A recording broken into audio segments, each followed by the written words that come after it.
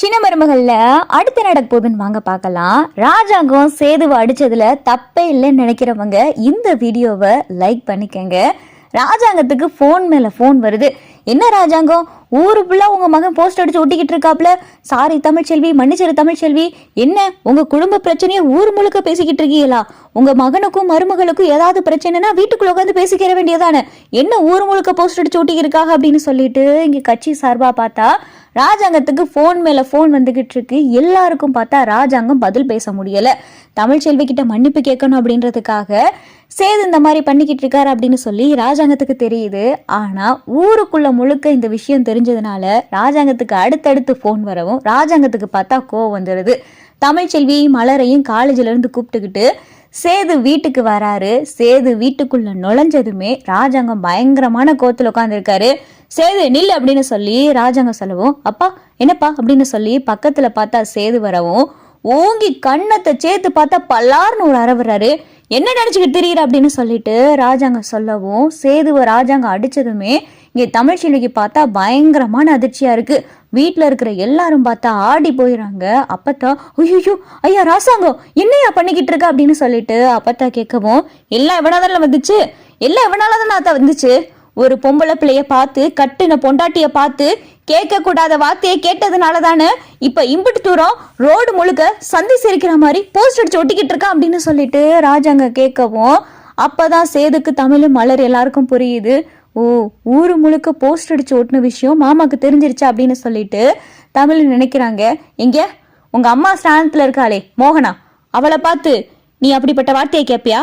இல்ல என் ஆத்தா உன் அப்பத்தா இவங்களை பார்த்து இப்படி வார்த்தையை கேட்பியா அப்படின்னு சொல்லிட்டு ராஜாங்க கேட்கவும் சேது பார்த்தா அப்படியே நிக்கிறாரு.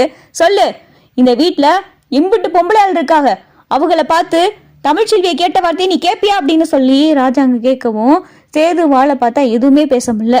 அன்னைக்கு அந்த விஷயம் நடந்த அன்னைக்கே நான் உன்னை கண்ணத்தை சேர்த்து அரைஞ்சிருக்கணும். எப்படி ஒரு பொம்பளை பிள்ளைய பார்த்து இப்படி பேச போச்சு, ஏன் வளப்பாடா நீ, ஏன் வளப்பா நீ அப்படின்னு சொல்லிட்டு ராஜாங்க கேட்கவும் தமிழ்ச்செல்வி பார்த்தா ராஜாங்கத்தையே பார்த்துக்கிட்டு இருக்காங்க. நான் வளர்த்திருந்த பிள்ளையா இருந்தா நீ இப்படி கேட்டிருக்க கூடாது.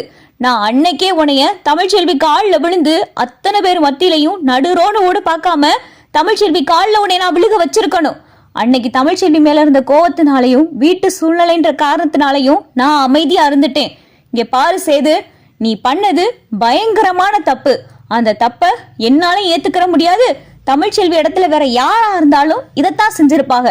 ஆனா அதுக்காக குடும்ப பிரச்சனைய இப்படி ஊரு முழுக்க போஸ்ட் அடிச்சு ஒட்டுறது, எல்லாரும் என் காதுக்கு வந்து என்ன உங்க மகனுக்கும் மருமகளுக்கும் பிரச்சனையா அப்படின்னு சொல்லி என்கிட்ட அரசியல் கட்சி சார்பாவும் சரி குடும்ப சார்பாவும் சரி போன் பண்ணி கேட்டுக்கிட்டு இருக்கிறது, இதெல்லாம் எனக்கு சுத்தமா பிடிக்கல.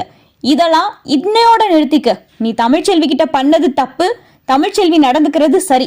தமிழ்ச்செல்வியா என்னைக்கு மனசு மாறி உன்னை ஏத்துக்கிறாளோ அன்னைக்கு நீங்க ரெண்டு பேரும் சேர்ந்து வாழுங்க. அது தட்டிக்கும் இப்படி ஊரு முழுக்க போஸ்ட் அடிச்சு ஒட்டுறது, மன்னிச்சிரு மன்னிச்சிருன்னு சொல்லி தமிழ்ச்செல்வி கிட்ட கேக்குறது, இதெல்லாம் இன்னையோட நிப்பாட்டிக்க. நீ தமிழ்ச்செல்விக்கு எவ்வளவோ நல்ல விஷயங்கள் பண்ணிருக்க, அதெல்லாம் தமிழ்ச்செல்விக்கு நல்லாவே தெரியும். ஆனா தமிழ்ச்செல்வி இந்த அளவுக்கு கோவப்படுதுன்னா அதுக்கு காரணம் நீ கேட்ட கேள்வி, நீ பேசின வார்த்தை. அதெல்லாம் ஒரு பொண்ணால தாங்கிக்கிறவே முடியாது. அதெல்லாம் நீ கேட்ட, நீ பேசின, அவ மனசு என்னைக்கு மாறி அவளா உன்கிட்ட வந்து நான் உங்களை மன்னிச்சிட்டேன், நீங்களும் நானும் சேர்ந்து வாழலாம் அப்படின்னு சொல்லி அந்த பொண்ணு சொல்லுதோ அன்னைக்கு நீ தமிழ்ச்செல்வி கூட சேர்ந்து வாழு. அது தட்டிக்கும் அமைதியாரு.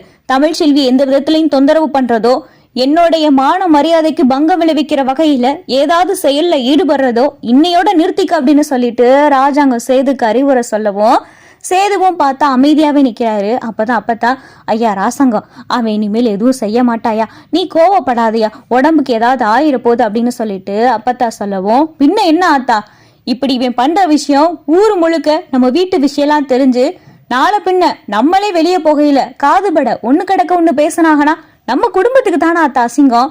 இவன் செய்யறது எல்லாமே சின்ன விஷயத்த இன்னும் பெருசாக்குற மாதிரி இருக்கு.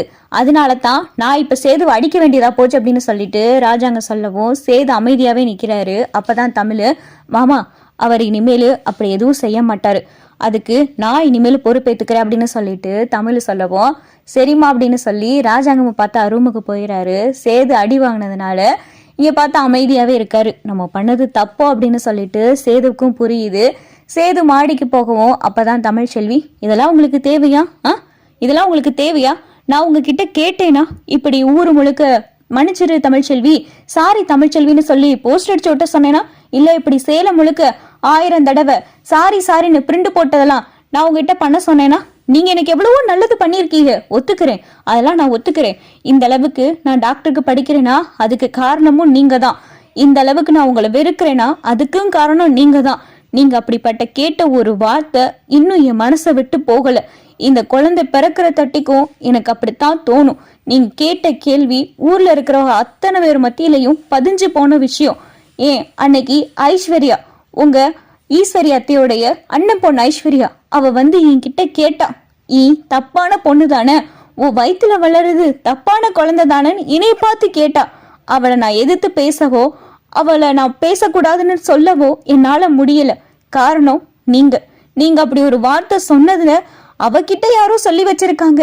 அதுதான் அவ என்கிட்ட அப்படி பார்த்து கேட்டா. இதுக்கெல்லாம் காரணம் நீங்க தானே. நீங்க மன்னிச்சிரு, சாரி இப்படியெல்லாம் சொல்றதுனால அந்த வார்த்தை இல்லைன்னு ஆயிர போதில்ல. யாராலையும் அந்த வார்த்தையை மறக்கவும் முடியாது. இப்படிப்பட்ட விஷயம் நடந்துருச்சுப்பா, இவர் சாரி கேட்டுட்டாரு, அதெல்லாம் நம்ம மறந்துருவோம் அப்படின்னு சொல்லி யாரும் மறந்துட்டும் போக மாட்டாங்க. நீங்க இதெல்லாம் பண்றது எதுக்காக பண்றீங்க, ஏன் பண்றீங்கன்னு எனக்கு தெரியல.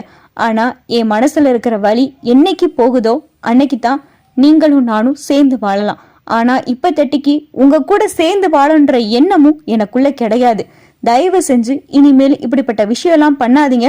மாமாவுக்கு யாரையும் இப்படி ஃபோன் பண்ணி கேட்டு மாமாவை சங்கடப்படுத்துற மாதிரி எதுவும் செய்யாதீங்க அப்படின்னு சொல்லிட்டு தமிழ சொல்லவும் சேது பார்த்தா அமைதியாவே நிக்கிறாரு.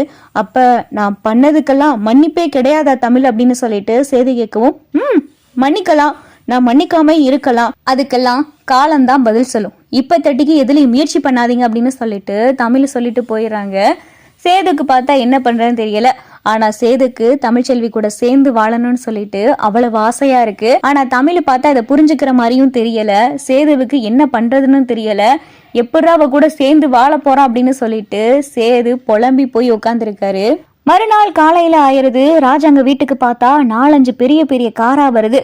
இந்த காரை பார்த்தது ஈஸ்வரியும் சித்ராவும், என்னடி சித்ரா வீட்டுக்கு இவ்வளவு பெரிய காரா வந்துகிட்டு இருக்கு அப்படின்னு சொல்லி வேகமா வீட்டுல இருக்கிற எல்லாரும் ஓடியார. அப்பதான் ராஜாங்கம் தாமரைக்காக ஏற்பாடு பண்ணியிருக்கிற மாப்பிள்ளை வீட்டுல இருந்து பார்த்தா ஆள் வராங்க. ராஜாங்கத்தோடைய கட்சி சார்பா இருக்கக்கூடிய ஒருத்தருடைய வீட்டுல தான் தாமரைக்கு மாப்பிள்ளை பார்த்திருக்காங்க. அவங்க வீட்டுல இருந்து தான் பார்த்தா தாமரைய பொண்ணு பாக்குறதுக்காக இங்க ராஜாங்க வீட்டுல வந்திருக்காங்க. என்ன எல்லாரும் பாத்துக்கிட்டு நிக்கிறீங்க, இவங்க தாமரைக்கு பார்த்திருக்கிற மாப்பிள்ளை வீட்டை சேர்ந்தவங்க தான் அப்படின்னு சொல்லிட்டு ராஜாங்க சொல்லவும் வேகமா பார்த்தா சாவித்திரி, அப்படியானே, வாங்க வாங்க வாங்க வாங்க உள்ள வாங்க உள்ள வாங்க அப்படின்னு சொல்லிட்டு சாவித்திரி பார்த்தா விழுந்து விழுந்து கவனிச்சுக்கிட்டு இருக்கு.